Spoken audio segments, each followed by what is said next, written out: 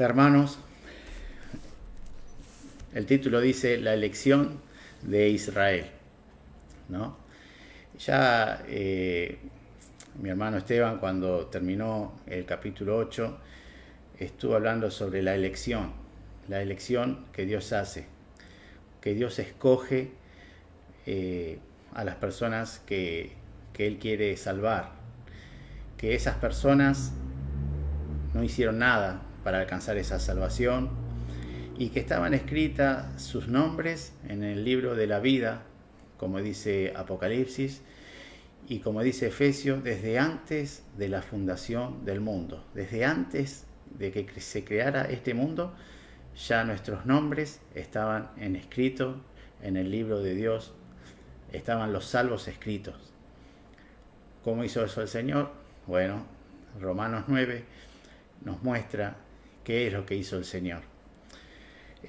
Así que los invito a ver. Primero vamos a leer del versículo 1 al 5. Dice: verdad digo en Cristo, no miento, y mi conciencia me da testimonio en el Espíritu Santo, que tengo gran tristeza y continuo dolor en mi corazón, porque desearía yo mismo ser anatema, separado de Cristo por amor a mis hermanos, los que son mis parientes según la carne, que son israelitas, de los cuales son la adopción, la gloria, el pacto, la promulgación de la ley, el culto y las promesas, de quienes son los patriarcas y de los cuales según la carne vino Cristo, el cual es Dios sobre todas las cosas, bendito por los siglos. Amén. Hermanos, miren cómo empieza, con qué delicadeza empieza Pablo, cómo va a preparar el terreno para algo duro que va a decir más adelante. Entonces quiere dejar en claro una cosa y dice el primer versículo: verdad digo en Cristo, no miento, y mi conciencia me da testimonio en el Espíritu Santo, que tengo gran tristeza, continuo dolor, porque desearía yo mismo ser maldito por Dios, que significa anatema, separado de Cristo, por amor a mis hermanos, los que son mis parientes según la carne. Hermanos, Pablo realmente estaba triste, estaba compungido, porque él veía que sus parientes, los israelitas, su pueblo, no estaba arrepintiéndose, naciendo de nuevo por la obra del Señor, sino que se estaban perdiendo. La mayoría no creía el mensaje del Evangelio. Muchos no creían, muchos sí, pero muchos no. Y él le salió, como a todo creyente, este sentimiento de dolor, de profundo dolor y tristeza, ¿no? Tenía tristeza por ver que no alcanzaban sus familiares, sus parientes, la salvación. Hermanos, esta forma de interceder que tuvo Pablo, de decir, la verdad que me gustaría a mí que yo me pierda para que ustedes se salven. Me gustaría que yo sea un separado de Cristo, cuando en el capítulo anterior decía que nada nos puede separar del amor de Cristo. Él sabía que era lo que estaba diciendo, que era imposible, pero él hubiera deseado perderse para que el otro se salve. Ese sentimiento de que yo me pierda para que vos te salve es un sentimiento muy noble, que lo podemos ver en este caso y en dos casos más y quizás más en la Biblia, ese sentimiento. Una vez sucedió también con Moisés, cuando el pueblo había pecado terriblemente haciendo el becerro de oro. Dios se enojó tanto con el pueblo que hasta dijo que lo iba a exterminar todo y que le iba a dar a Moisés otro pueblo. Y mire lo que dijo Moisés en Éxodo 32, versículo 31 y 32, capítulo 32, versículo 31 y 32. Entonces volvió Moisés a Jehová y dijo: te ruego pues, este pueblo ha cometido un gran pecado, porque se hicieron dioses de oro, que perdones ahora su pecado, y si no, ráeme ahora de tu libro que has escrito. Hermanos, le dijo Moisés a Dios: por favor, perdonalo por este gran pecado que han cometido. Y si no, a mí también, desechame, raeme del libro que has escrito porque yo no puedo estar con este dolor. Este sentimiento es un sentimiento noble que todos los creyentes tendríamos que tener. Esto es lo que sentía Pablo, este dolor por sus familiares que se perdieron. Todos tendríamos que tener, por nuestros amigos, por nuestros conocidos. Y Moisés ahí lo expresó, pero hay alguien que tuvo realmente no solo el sentimiento, sino que de verdad dio su vida por salvar a lo que se había perdido. Y ese fue nuestro Señor Jesucristo. También dice en Deuteronomio 21, versículo 22-23, si alguno hubiere cometido algún crimen digno de muerte y lo hicieres morir y lo colgases en un madero, no dejarás que su cuerpo pase la noche sobre el madero. Sin falta lo enterrarás el mismo día. Escucha esta palabra. Porque maldito por Dios es el colgado. Todo aquel que era colgado, muerto colgado, como Jesús crucificado, era maldito por Dios. Hermanos, Jesucristo fue maldito por Dios, fue desechado, fue anatema, separado de Dios. Él dijo, ¿por qué me ha desamparado? ¿Por qué? Porque cargó nuestros pecados. Él realmente se puso en el lugar que tú y yo merecíamos. No solo lo dijo como Pablo o como Moisés, sino que Él fue realmente el que ocupó el lugar de los que se estaban perdiendo. Ese sentimiento es un sentimiento cristiano muy profundo. El cristiano prefiere perder para que el otro gane. Le gustaría morirse para que el otro viva. Da su vida cuando la tiene que dar con tal de que el otro no tenga un mal testimonio de él ni de Dios, para que pueda abrirle el camino hacia el Señor Jesucristo. Hermano, eso es un sentimiento cristiano. Y yo aprovecho este pasaje, ¿no? Realmente para hablar sobre una doctrina o una mala enseñanza, ¿no? Es la clásica enseñanza que sucede con el carcelero, ¿no?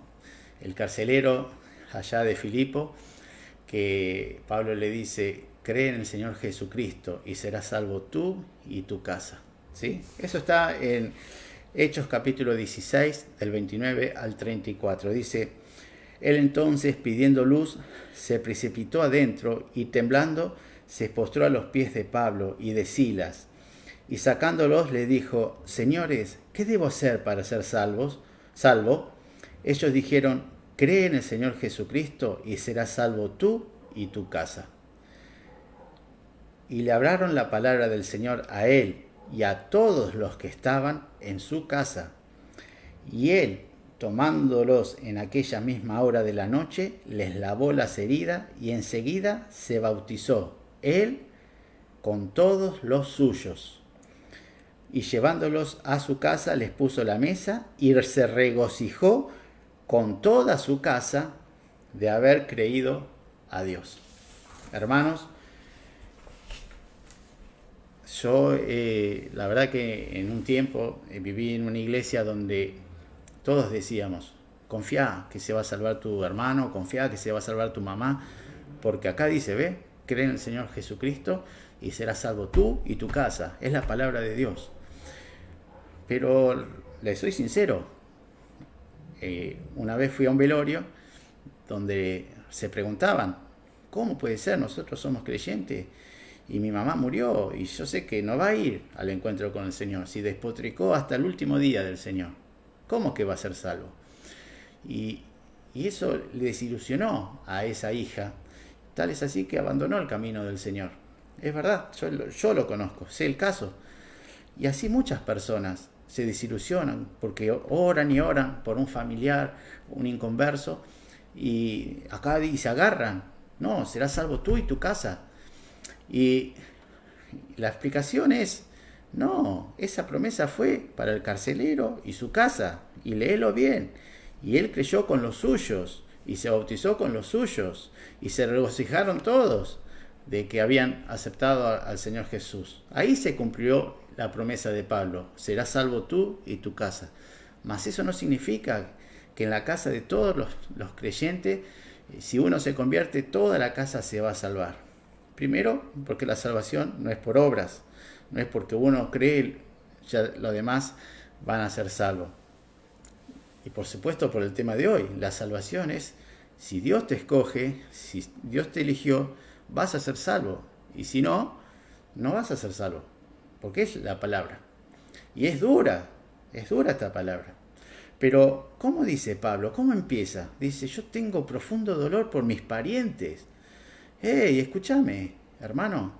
Pablo, el gran teólogo de la Biblia, el mejor predicador que tiene el Nuevo Testamento, el que les puso todas las ganas para que se convirtieran sus parientes, el que le enseñaba con todas las escrituras, con todo su armamento, se preparó para anunciar a Cristo y sus parientes no creyeron. Entonces, él nunca pudo haber dicho, serás salvo tú y tu casa porque vos sos creyente, porque él experimentaba en su propia vida personal que sus parientes no habían creído. Por eso empieza y dice, tengo profundo dolor en mi corazón y gran tristeza por mis parientes. Entonces, claro que está mal interpretado el pasaje de Hechos, porque el mismo Pablo tenía tristeza y dolor porque sus parientes no habían sido alcanzados por la salvación. Pero te doy un ejemplo peor todavía.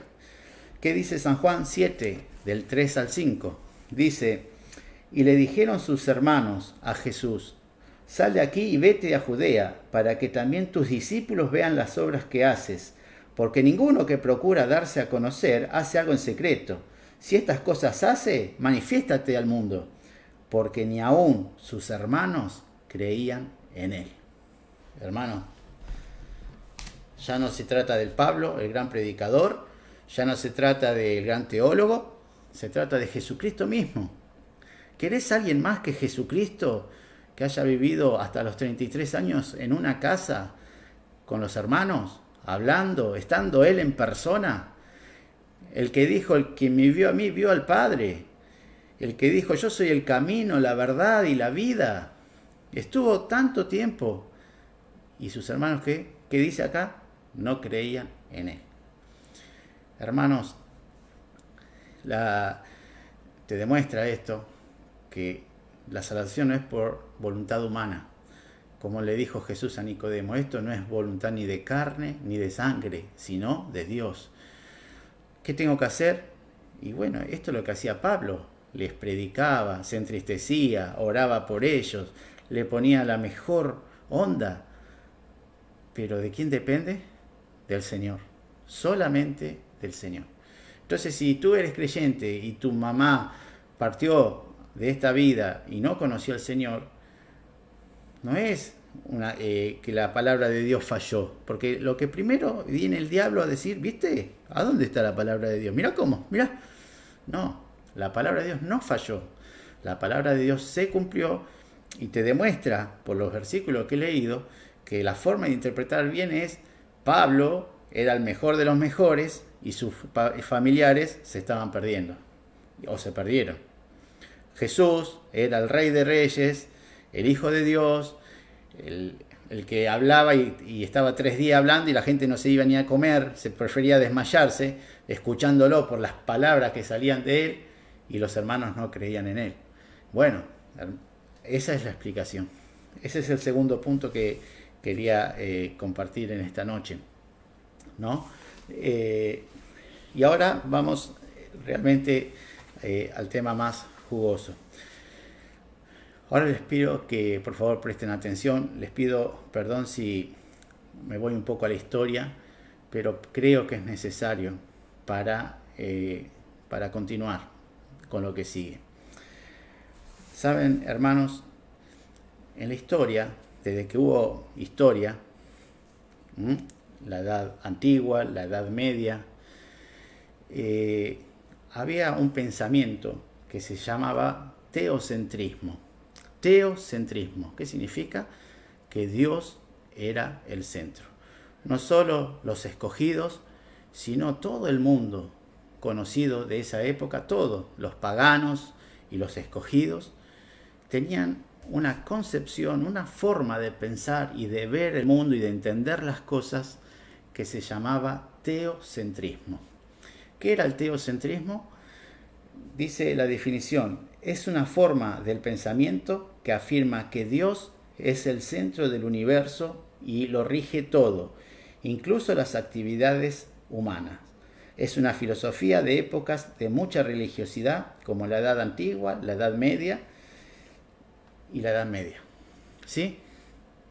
El teocentrismo es un pensamiento donde todos lo atribuían a Dios. Se me murió un hijo y Dios, por algo debe ser, Dios lo quiso así. Me pasó una desgracia y yo quizás me porté mal con Dios y yo hice esto y Dios me castigó. Llovía demasiado y Dios debe estar enojado. Cualquier Dios, ya todo era Dios. Si había hambruna y porque Dios lo quería. Si había una cosecha abundante, hagamos fiesta porque Dios está con nosotros. Si me iba bien es porque Dios quería. Si me iba mal es porque Dios... Y todo era Dios. Y a toda la explicación de todas las cosas siempre era Dios. Tenía un hijo con discapacidad, Dios. No podía tener hijo y porque Dios no quería. Tenía muchos hijos y porque Dios así lo quiso. El mundo cómo gira y todo el mundo gira alrededor de la tierra. ¿Por qué? Porque el centro es Dios. Todo es Dios. A todos, ni siquiera las preguntas, había muchas preguntas que se hacía el hombre, porque todo era Dios. Esto sucedió hasta el Renacimiento. Toda la forma de pensar siempre era Dios, Dios y Dios. O Dios quiso, Dios lo hizo, no lo entiendo, pero es Dios. Dios, bueno, todo Dios, Dios, Dios. Quizás era una época que no se avanzó mucho en ciencia. ¿Por qué? Porque no se preguntaban mucho de las cosas. Dios lo dijo, es así. Dios, Dios. Y no se preguntaban por qué llovía, por qué dejaba de llover, por qué no crecía, por qué las plagas. Dios, todo Dios. Hermanos, la Biblia, la palabra de Dios, fue escrita en esa época. Porque el teocentrismo fue hasta el año 1500, hasta el Renacimiento. Hasta el Renacimiento. O sea, ya habían pasado 500 años de que la Biblia había sido terminada y todos tenían este pensamiento llamado teocentrismo. Todo era Dios, todo Dios. En el año 1500 empezaron la filosofía, el Renacimiento, a sacar a Dios del centro de la escena y a colocar ahí al hombre. Y se llamó antropo, por hombre, centrismo, donde el centro de todo es ¿quién? El hombre. El hombre. Si pienso, si no, no existo. Todo pasa por mí. Las leyes están hechas para mí. Yo soy el primero antes que los animales, que los vegetales. Miren lo que dice del antropocentrismo. Es la doctrina que en el plano de la epistemología sitúa al ser humano como medida y centro de todas las cosas, y en el de la ética defiende que los intereses de los seres humanos son aquellos que deben recibir atención moral por encima de cualquier otra cosa. Así su naturaleza humana, su condición y su bienestar, entendidos como distintos y peculiares en relación a otros seres vivos, serían los únicos principios de juicio según los que realmente deberían evaluarse los demás seres. Hermanos, después del Renacimiento empezó el antropocentrismo, o sea, el hombre es el centro de todo, el hombre es el descubridor. De ahí, en poquito tiempo, vino la teoría de la evolución, de ahí vino la filosofía, donde, donde más estuvo el ateísmo. Desde ahí, el hombre estuvo en el centro de la escena y desplazó a Dios. ¿Sí? Nosotros, ahora en la actualidad, es lo que empezó el Renacimiento, siguió con la Edad Moderna, que nosotros estamos en la Edad Moderna, estamos con este pensamiento. Nosotros, desde que nacemos hasta hoy, nuestro pensamiento no es teocentrista. Todo, la filosofía, las imágenes, la publicidad, lo que nos enseñan en los colegios, es el centro, el hombre es el centro de todo. El hombre, si quiero llegar a Dios, no es por fe, sino por mi razón. Si yo no lo razono, no existe. El hombre está en el centro, ¿sí? ¿Por qué doy toda esta vuelta? Porque dije, la Biblia fue escrita en el teocentrismo, donde Dios es el centro. Romanos 9 se entiende si vos ponés a Dios como el centro de todas las cosas y no al hombre. Romanos se entiende de esa forma, no Romanos 9, Romanos se entiende de esa forma, y la Biblia hay que verla de esa forma. Hermanos, es difícil lo que estoy diciendo, pero nosotros estamos impregnados del antropocentrismo, de que el centro de todo es el hombre. Nosotros cuando leemos la Biblia, yo cuando lo leía, yo era el centro, yo era el especial tesoro de Dios. Yo estoy en la tierra para vivir 80 años y ganarme el cielo, porque en el cielo voy a estar yo con el arpa, disfrutando del paraíso, porque yo... y así leía la Biblia, ¿sí? Y porque yo me salvé y voy a tener vida. Pero la Biblia no se lee así. La Biblia se lee, Dios es el centro de todo. Dios es el creador. Antes yo decía, y sí, me salvé. ¿Para qué Dios te creó? Le pregunto a un cristiano, ¿para qué Dios te creó? Y para que yo acepte a Jesús, para que me salve, para que... Bueno, tu pensamiento es, el centro es el hombre. Y le pregunto a otro, ¿para qué Dios te creó? Y por lo que dice Isaías, para la gloria de Dios. Yo no me creó para mí, a mí me creó para la gloria de Él. Yo estoy acá para alabar a Él. Para eso me creó, para Él. Cuando nosotros en esta época decimos, mirá, es que injusticia, mirá, ¿cómo escogió Dios a uno y a este no lo escogió? ¡Qué injusticia! ¿Cómo puede ser? Pero cuando vos lo mirás, donde Dios es el centro, y decís, wow, mirá, sí van a perder todos, pero qué bueno que Dios tuvo misericordia con estos escogidos. Y aparte, con estos que se pierden, Dios muestra que Él es justo, Dios muestra su justicia. En todos es glorificado el Señor, todo es para la gloria del Señor. ¿Por qué? Porque vos ponés a Dios como el centro de la Biblia y te sacás y te empezás a correr. Cuando vienen estas doctrinas que estamos viendo de la gracia, que dice específicamente que yo no hice nada para alcanzar la salvación, que yo ya estaba escrito en el libro de la vida desde antes de la fundación del mundo, que yo, si hubiera sido por mí, jamás hubiera ido a buscar a Dios, que Dios me arrastró hacia Él, que la fe que yo tuve el primer día no era mía, ahora descubro que Él me la dio, que como hizo con Lidia en el libro de los Hechos, abrió su corazón para que comprendiese las Escrituras. Cuando veo esta nueva doctrina donde yo no hice nada, y que todavía ahora me enseñaron la semana pasada que, ¿cómo puede ser? No solo que no hice nada, sino que tampoco estoy habilitado para cuidar esa salvación, porque no la puedo cuidar. Si me la darían para cuidar mi salvación, la voy a perder. No soy útil ni siquiera para eso. Volvemos a poner siempre a Dios como el centro de la escena. Dios lo hizo todo. Yo antes decía, bueno, pará, te acepto de que Dios hizo todo hasta que me salvó. Pero desde ahí en más, acá pongo mi pecho, mi voluntad, yo me levanto a orar, yo me levanto a leer la palabra. Pero después viene un loco y te dice, no, porque Dios es el que produce el querer como el hacer. Mirá lo que dice acá, hermano. Vos no lo hacés porque vos sos, ahora, después de conocer a Jesús. No, Dios es el que te va a guardar, lo que leyó hoy Esteban. Dios es el que te va a guardar hasta el fin. Entonces vos decís, ni siquiera eso. Y de vuelta te va humillando y nos va sacando este pensamiento antropocentrista, el hombre del centro, y volvemos al pensamiento de lo que fue escrito en la Biblia. Dios es el centro. Y Romanos 9 te pega, es como la estocada final, porque Romanos te dice, yo escogí a este y a este no. Yo lo escogí. Yo lo escogí. Desde antes de la fundación del mundo. Y vos decís, no, ¿cómo? Y lo que se pierde, ¿cómo puede ser? Bueno, tenés que volver al pensamiento que te estoy diciendo. donde Dios es el Rey soberano. ¿Cómo se llama el título de hoy? Dios es el Rey soberano. Hermanos, te hablé de historia. No me gusta hablar de historia porque lo siento como algo secular. Todo lo que dije, lo entiendo y me gusta porque yo lo veo en la Biblia. Pero ahora te voy a hablar de lo que era un rey, pero con la Biblia, no con la historia. ¿Qué es un rey?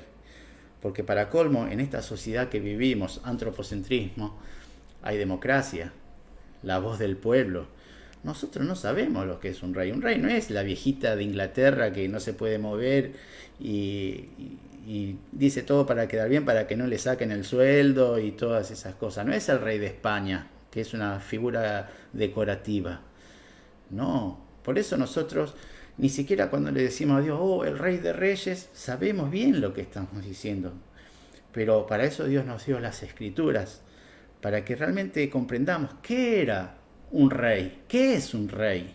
¿Sí? Por eso, séntate en tu casa, tranquilo, y vamos a ver en las Escrituras cómo era un rey. Dice en el libro de Daniel, capítulo 2, versículo del 3 al 5. Daniel 2, del 3 al 5. Dice, y el rey les dijo, he tenido un sueño y mi espíritu se ha turbado por saber el sueño. Entonces hablaron los caldeos al rey en lengua aramea. Rey, para siempre vive, di el sueño a tus siervos y te mostraremos la interpretación. Ay, ay, ay, respondió el rey, y dijo a los caldeos, el asunto lo olvidé. Si no me mostrase el sueño y su interpretación, seréis hechos pedazos, y vuestras casas serán convertidas en muladares. Mirá lo que era un rey.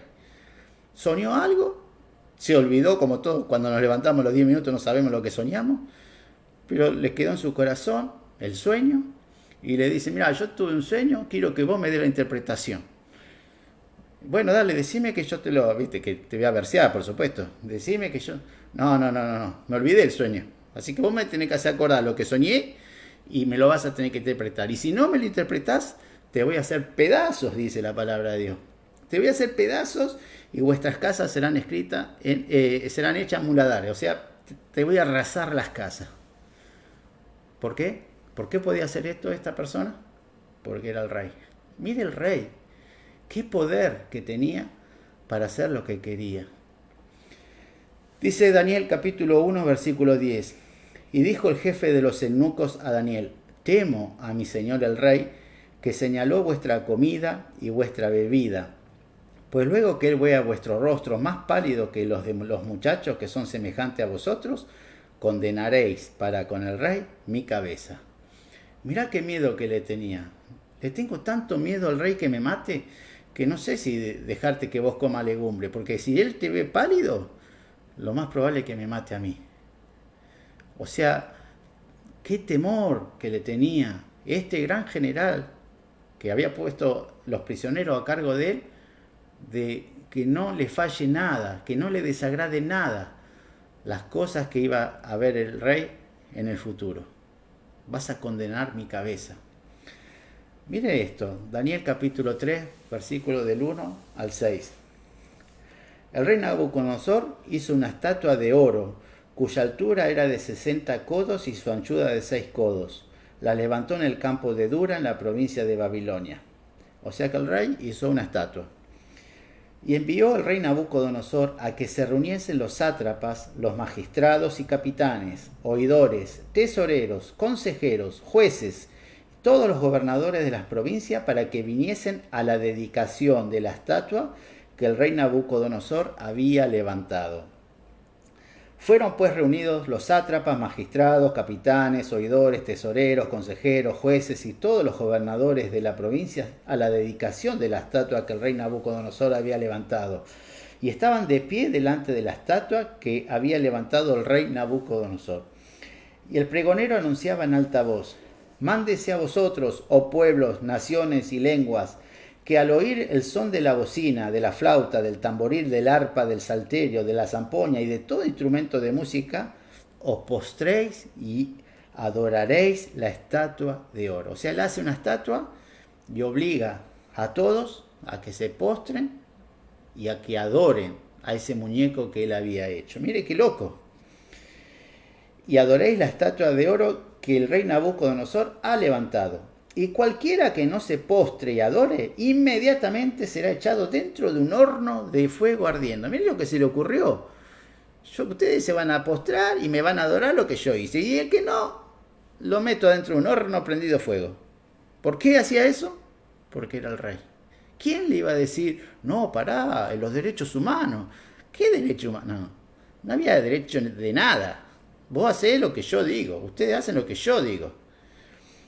Dice, por lo cual, al oír todos los pueblos, y acá se refiere a todos los pueblos conquistados, todos los pueblos que tenían su propia religión, sus propios dioses, todos, entre los cuales los judíos también, Por lo cual, al oír todos los pueblos el son de la bocina, de la flauta, del tamboril, del arpa, del salterio, de la zampoña y de todo instrumento de música, todos los pueblos, naciones y lenguas se postraron y adoraron la estatua de oro que el rey Nabucodonosor había levantado. Hermanos, el rey te decía, ¿qué me importa lo que vos crees? ¿Qué me importa quién es tu Dios? ¿Qué me importa lo que vos sentís? Vos hacés lo que yo digo. Vos tenés que hacer lo que yo digo. Yo soy el rey. A mí no me importa tu religión. No me importa lo que vos creés. No importa lo que vos sentís. Tenés que hacer lo que digo o te mato. Dice Daniel 3:13. Entonces Nabucodonosor dijo con ira y con enojo que le trajesen a Sadrach, Mesach y Abed-Negó. Al instante fueron traídos estos varones delante del rey. Hermanos, cuando el rey decía algo, ni se pensaba que si está bien, si está mal, al instante se obedecía la orden del rey.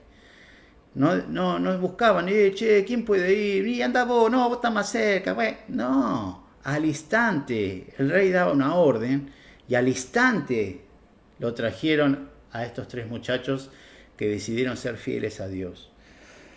Daniel capítulo 3, del 19 al 22. Entonces Nabucodonosor se llenó de ira y se demudó el aspecto de su rostro con Sadrach, Mesach y Abed-Negó y ordenó que el horno se calentase 7 veces más de lo acostumbrado. ¿Quién le iba a decir al rey, pará, se te va la mano, puede explotar este horno? El horno puede, a lo sumo, yo soy pisero como Josecito y a lo sumo 2 veces más de lo que está, ni 3 no llega. No, 7 veces y nadie le dijo nada, nadie. Por más que lo que el rey diga sea una burrada, por más que sea algo incomprensible, por más que sea ridículo, lo tenían que hacer. Y como él lo dijo 7 veces, 7 veces tenía que ser. Y mandó a hombres muy vigorosos que tenían en su ejército que atasen a Sadrach, Mesach y Abed-Negó para echarlos en el horno de fuego ardiendo. Entonces estos varones fueron atados con sus manos, sus calzas, sus turbantes, sus vestidos, y fueron echados dentro del horno de fuego ardiendo. Y como la orden del rey era premiante y lo habían calentado mucho, la llama del fuego mató a aquellos que habían alzado a Mesach y a Abed-Negó. Hermanos, ¿qué pasó? Por cumplir con el rey, estos 7 varones, ¡pum!, murieron. Estos varones que echaban a estos 3, ellos murieron. ¿Por qué? Por obedecer. Hermanos, ¿ustedes se creen que el rey estuvo compungido?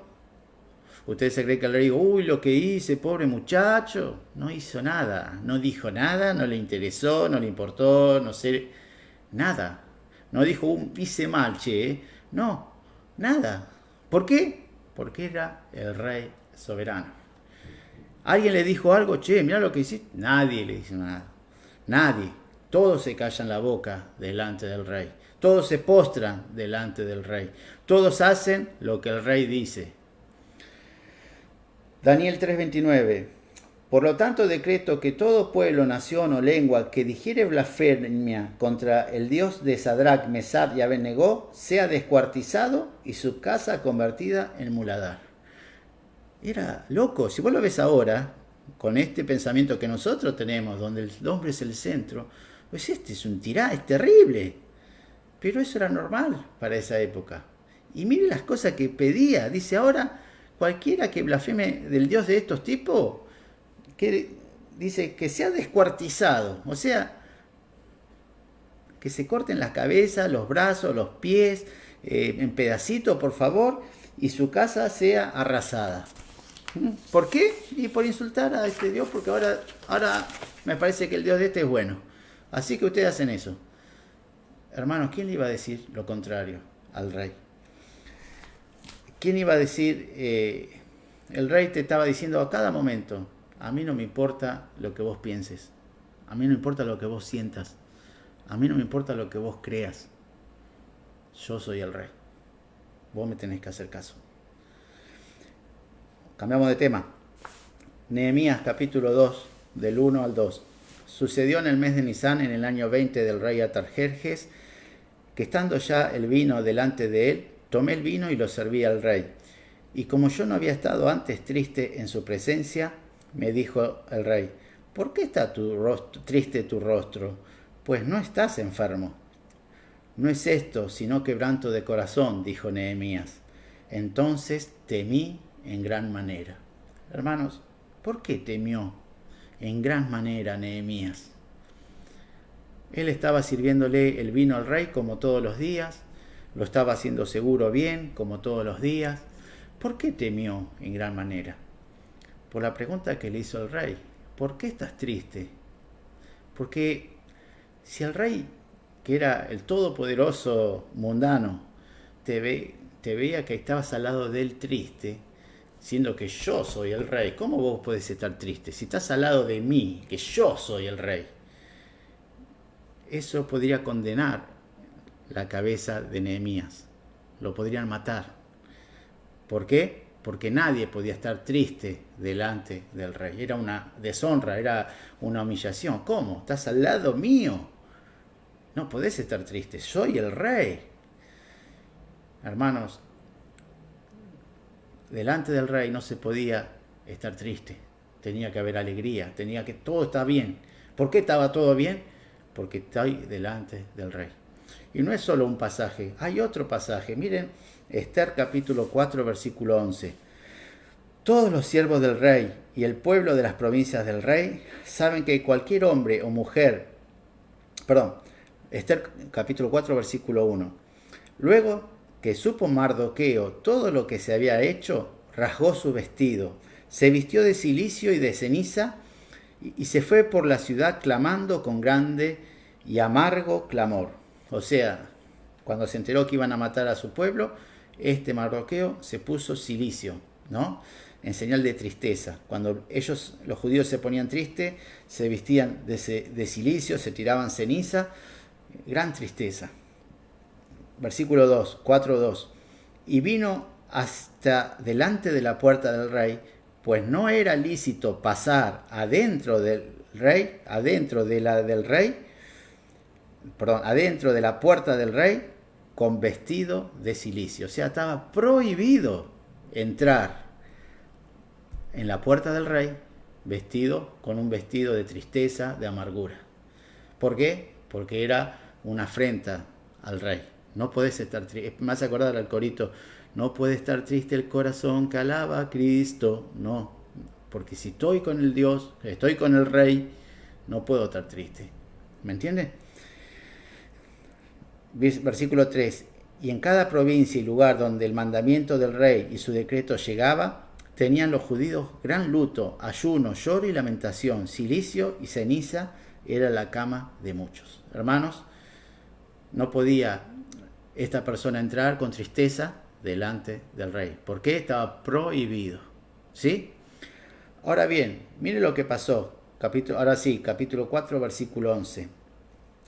Todos los siervos del rey y el pueblo de las provincias del rey saben que cualquier hombre o mujer que entra en el patio interior para ver al rey sin ser llamado, una sola ley hay al respecto a él: ha de morir, salvo aquel a quien el rey extendiere el cetro de oro, el cual vivirá. Hermanos, miren lo que era esto. Vos vivías en el palacio del rey porque eras el cocinero, el copero, el panadero, la sierva, lo que sea. Y si vos entrabas en el lugar donde estaba el rey sin ser llamada por el rey, dice acá, una sentencia sola hay. ¿Cuál? Tiene que morir. Mire lo que era entrar en la presencia del rey sin ser llamados.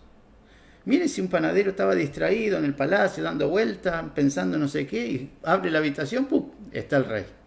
Una sola sentencia, tiene que morir. Hermanos, eso era un rey. El rey no lo podías interrumpir.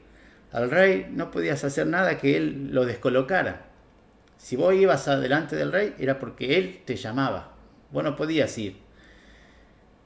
Y si vos ibas y el rey te extendía el cetro, te hacía así un gesto con el cetro, bueno, te salvaba la vida. Pero si él no te hacía con la manito, ¡tic!, a la horca. Miren lo que era el rey. ¡Tic! Y si no hacía ¡tic!, eras muerto. No importa nada de tu vida, no importa nada. Solamente que el rey tenga ganas de hacer así. Si no tiene ganas, si le duele, tiene artrosis o algo, estás en un gran problema. Hermanos, eso era un rey. Dice Primera de Reyes, capítulo 2, versículos 30 y 31. Y entró Benaí al tabernáculo de Jehová y le dijo, el rey ha dicho que salgas. Y él dijo, no, sino que aquí moriré. Y Benaías volvió con esta respuesta al rey, diciendo, así dijo Jehová, y así me respondió. Y el rey dijo, haz como él ha dicho, mátale y entiérrale. Hermanos, cuando el rey daba una orden, podía decir cualquier cosa, matalo, enterralo, y vos lo tenías que hacer. ¿Sí? ¿Por qué? Porque él era el rey. Primera de Reyes 2, 36, 37. Después envió el rey e hizo venir a Simei y le dijo, edifícate en casa en Jerusalén y mora ahí, y no salgas de allí a una parte ni a otra, porque sabe tú que es cierto que el día que salieres y pasares el torrente de Cedrón, sin duda morirás, y tu sangre será sobre tu cabeza. Lo llama el rey a uno y le dice, ¿dónde viví? Yo vivo por allá. No, ahora hacete una casa allá en Jerusalén y no salgas más de Jerusalén. Y el día que pasé los límites, te voy a matar. ¿Saben lo que le dijo? Sí, está bien, es correcto, gracias. Hermanos, el rey le estaba diciendo, los límites los pongo yo. Y vas a vivir donde yo quiera. No son los límites que vos querés y donde vos quieras. No, los límites los pongo yo. Mire qué mensaje que se puede de esta palabra. El rey le dijo, edificate una casa ahí, y los límites te los pongo yo. Y el día que pases el límite, yo te voy a matar. ¿Por qué? Porque era el rey. Hermanos, por último termino con lo que es un rey. Primera de Samuel, capítulo 8, versículo del 11 al 17. Dijo pues, así hará el rey que reinará sobre vosotros. Tomará vuestros hijos y lo pondrá en sus carros y en su gente de a caballo, para que corran delante de su carro. Y nombrará para sí jefes de 1000 y jefes de 50. Los pondrá a sí mismo a que aren sus campos y sieguen sus mieses, y a que hagan sus armas de guerra y los pertrechos de sus carros. Tomará también a vuestras hijas para que sean perfumadoras, cocineras y amasadoras. Asimismo tomará lo mejor de vuestras tierras, de vuestra viña y de vuestros olivares, y los dará a sus siervos. Diezmará vuestro grano y vuestra viña para dar a sus oficiales y a sus siervos. Tomará vuestros siervos y vuestras siervas, vuestros mejores jóvenes y vuestros asnos, y con ello hará sus obras. Diezmará también vuestros rebaños y seréis sus esclavos. Hermanos, la Biblia te dice lo que es un rey. La Biblia te dice lo que es un rey. Y Romanos capítulo 9, tenés que meterte en la cabeza que hay un rey, que es el Rey de Reyes y el Señor de Señores. Vimos la semana pasada, el hermano hablaba, yo escogí, a los que yo escogí, a los que yo llamé. Y vamos a ver ahora que Él escoge. A este escojo, a este amo y a este aborrezco. ¿Pero qué hicieron? No, nada, ni nacieron. Pero yo a este amé y a este aborrecí. ¿Por qué? Porque yo soy el rey. Porque yo soy el rey. Porque nadie me puede preguntar qué haces. Ni nadie puede discutir conmigo. Porque, hermano, lo que acabo de leer eran reyes humanos. Pero Dios es el rey de reyes y el Señor de señores. Mire lo que dice la palabra de Dios con respecto a nuestro rey. Job capítulo 11 del 7 al 9. ¿Descubrirás tú los secretos de Dios? ¿Llegarás tú a la perfección del Todopoderoso? Es más alta que los cielos, ¿qué harás? Es más profunda que el Seol, ¿cómo la conocerás? Su dimensión es más extensa que la tierra y más ancha que el mar. Si él pasa y aprisiona y llama a juicio, ¿quién podrá contrarrestarle? Dice el Salmo 135:6. Todo lo que Jehová quiere, lo hace. En los cielos y en la tierra y en los mares y en todos los abismos. Te lo repito, todo lo que Jehová quiere, lo hace. En todos lados, en los cielos, en la tierra, en el mar y en los abismos. Dice Isaías, Salmo 115:3, nuestro Dios está en los cielos, Él hace lo que le place. Hermanos, este pensamiento que es teocentrista, Dios es el centro. Cuando vos empezás a ver a este Dios, te empezás a decir, Señor, tú eres mi rey, lo que tú digas voy a hacer. No importa lo que piense, no importa lo que sienta, no importa nada. Señor, tú eres mi rey. Tus límites que tú me trazaste, los quiero obedecer. Tu palabra es buena, no me quiero traspasar. Señor, tú eres el rey. No me importa lo que mandes, lo voy a obedecer.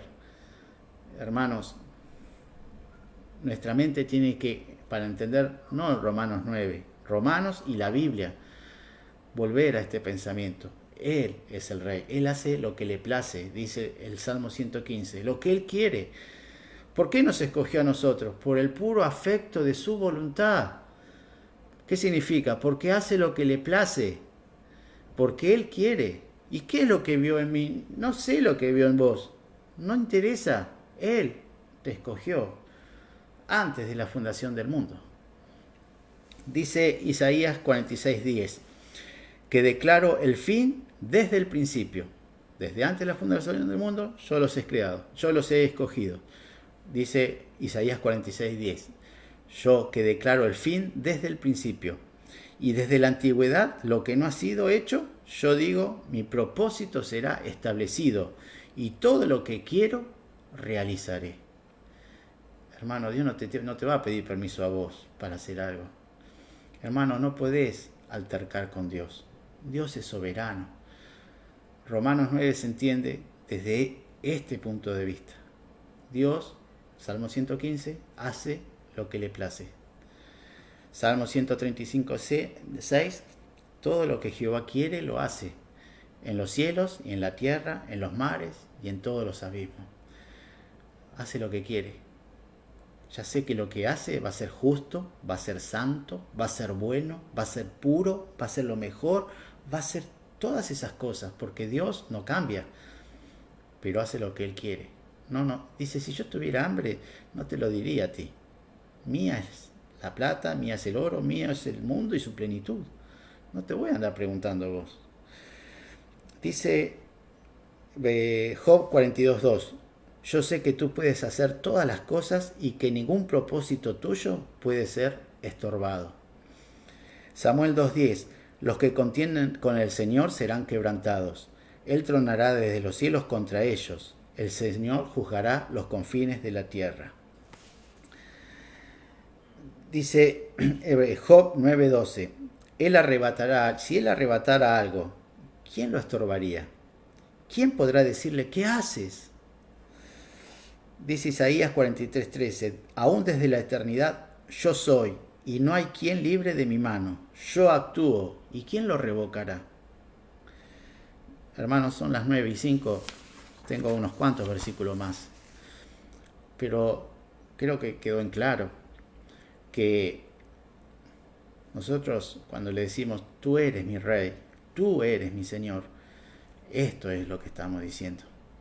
Esta clase de sometimiento de esclavitud es la que nosotros nos ponemos al servicio del Señor. Esta clase de pensamiento. Y con este pensamiento podemos leer lo que sigue. Dice Romanos 9, 6. No que la palabra de Dios haya fallado, porque no todos los que descienden de Israel son israelitas. Quizás se lee mejor así. Porque todos los que descienden de Jacob, no todos los que descienden de Jacob son israelitas. Ni por ser descendiente de Abraham son todos hijos, sino en Isaac te será llamada descendencia. Esto es, no los que son hijos según la carne son los hijos de Dios, sino los que son sus hijos, son hijos según la promesa, son contados como descendiente. ¿Me entienden, hermanos? Pablo le está diciendo, mira que no todos los que descienden de Jacob son israelitas. No todos son escogidos, sino los que son escogidos por la promesa. Y entonces dice, bueno, pero explícamelo mejor. Te lo voy a explicar con un ejemplo que no vas a tener duda. Mira lo que dice. Dice, porque la palabra, versículo 9, porque la palabra de la promesa es esta: por este tiempo vendré y Sara tendrá un hijo, y no solo esto, sino también cuando Rebeca concibió de uno, de Isaac, nuestro padre, pues no habían aún nacido, ni habían hecho aún ni bien ni mal, para que el propósito de Dios, conforme a la elección, permaneciese, no por obras, sino por el que llama, se le dijo, el mayor servirá al menor. Como está escrito, a Jacob amé, mas a Esaú aborrecí. Hermanos, el ejemplo que encontró Pablo es el ejemplo irrefutable. Dios le dio la luz a través del Espíritu Santo para dar un ejemplo con un solo versículo que es irrefutable. Dos personas nacen de una misma madre. Dos hermanos mellizos concebidos el mismo día, la misma madre, el mismo padre. No es como el caso de Abraham que tuvo con Ismael, que era el mismo padre pero distinta madre. No, acá te voy a poner otro ejemplo. Dice, dos mellizos del mismo padre, de la misma madre, aún no nacieron, no hicieron nada, porque la salvación y el que Dios te escoja, no tenés que hacer nada, porque no sirve de nada lo que vos hagas, sino su voluntad. A uno amé y al otro aborrecí. ¿Por qué? ¿Cómo se entiende? Porque eres el Rey de Reyes y el Señor de los Señores. Él no te tiene que dar una explicación. Él hace algo y nosotros no le podemos decir nada. ¿Qué haces? ¿Es justo? Sí que es justo. Lo vamos a ver desarrollado el hermano. El domingo va a tener que traer todo este desarrollo. Yo hice esta introducción para que vos tengas esta mente. ¿Cómo escogió a uno y a otro no? Yo soy el rey. Yo hago lo que quiero. Yo soy el creador. Vos sos la criatura. Yo soy el barro, el alfarero. Vos sos el barro. Vos no me podés decir nada a mí. Yo soy el que tengo poder para hacerte, para destruirte, para volverte a hacer. Así se entiende Romanos 9. Dice, algunos dicen, no, lo que pasa es que Dios vio en el futuro y vio que yo acepté a Jesús, yo me porté, y entonces por eso me escogió. Eso no es mentira, no es lo que dice acá. Acá dice, no hicieron nada. No hicieron nada. En el futuro, cuando yo te vi, sí, estabas perdido. Cuando yo te vi en el futuro, sí, estabas lejos de mí. No tenías nada, estabas rebelde. Y yo te tuve que hacer nacer de nuevo. Yo te tuve que poner mi espíritu y abrir tu entendimiento, poner fe que no la tenías, y te hice que tú me aceptaras. Yo te hice nacer de nuevo para que te vuelvas hacia mí, te arrastré. Eso es lo que vio en el futuro. Nada de lo que vos hiciste o de lo que yo hice. ¿Por qué?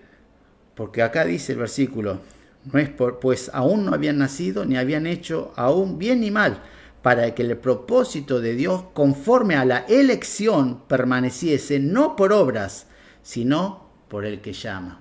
Hermanos, Él escogió lo vil del mundo, lo que no era.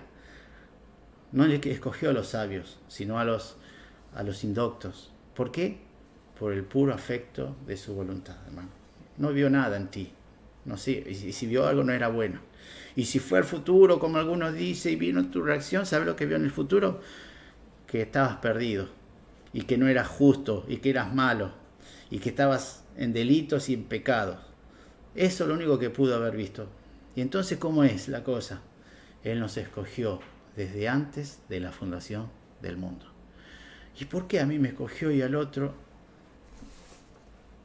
Él es el rey. Él hace y nadie le dice qué haces. Así se entiende la palabra del Señor, hermano. Tenemos que poner nuestra mente antropocentrismo, que es, tengo que sacarme del medio de todos mis pensamientos y volver a poner al Señor. Él es el centro. Amén, hermanos. Con esto concluyo mi parte de Romanos 9. Lamento si me pasé unos minutos.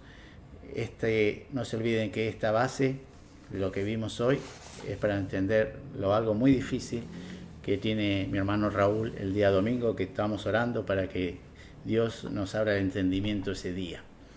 Dios te bendiga realmente de todo corazón.